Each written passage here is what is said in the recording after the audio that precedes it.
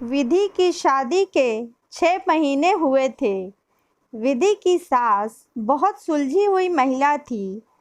सासू माँ और विधि मिलकर घर के सारे काम निपटाती और एक दूसरे का ख्याल रखती थी। विधि की सास सास की तरह नहीं बल्कि विधि की माँ की तरह विधि के साथ व्यवहार करती थी। विधि भी बहू नहीं बल्कि बेटी की तरह अपनी सासू माँ का ख्याल रखती थी। एक दिन पड़ोस की सीमा आंटी सासू माँ से मिलने दोपहर में आई। विधि की सास किचन के काम में व्यस्त थी। सीमा आंटी ने धीरे से झांक कर देखा। बहू के कमरे में तो बहू चादर तान कर आराम से सो रही थी। सीमा आंटी विधि की सास के पास जाकर बोली, देखो क्या जमाना आ गया है। बूढ़ी सास आराम करने के दिनों में बेचारी काम में लगी है और बहू चादर तान कर आराम से सो रही है। सीमा आंटी ने मुंह बिचकाकर कहा। विधि की सास ने बोला, ऐसा नहीं है, बहू की तबीयत ठीक नहीं है, वरना तो वह मुझे कोई काम नहीं करने देती।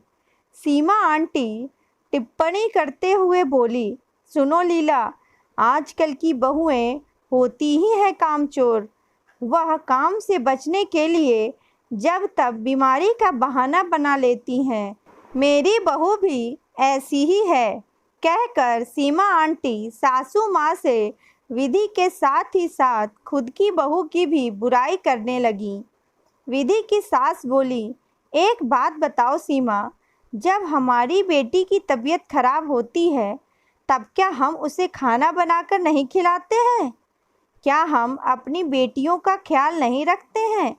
तो फिर बहू को बनाकर खिलाने और उसका ध्यान रखने में कैसी तकलीफ़?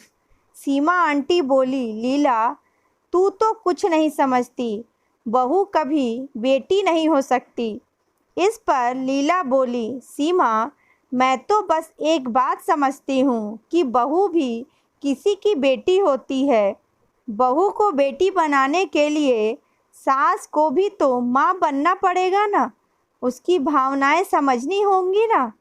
हम चाहते हैं कि हमारी बेटी को उसके ससुराल वाले बेटी जैसा प्यार दें, तो हमें भी अपनी बहू को बेटी समझने में दिक्कत नहीं होनी चाहिए।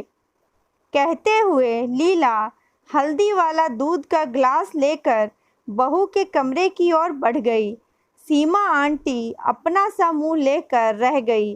उधर विधि कमरे से सारी बातें सुन रही थी। विधि की आंखों में खुशी के आंसू आ गए थे कि वह कितनी खुशनसीब है कि उसको इतनी समझदार सास मिली। कहानी पसंद आई हो तो please like, share and subscribe. Thank you.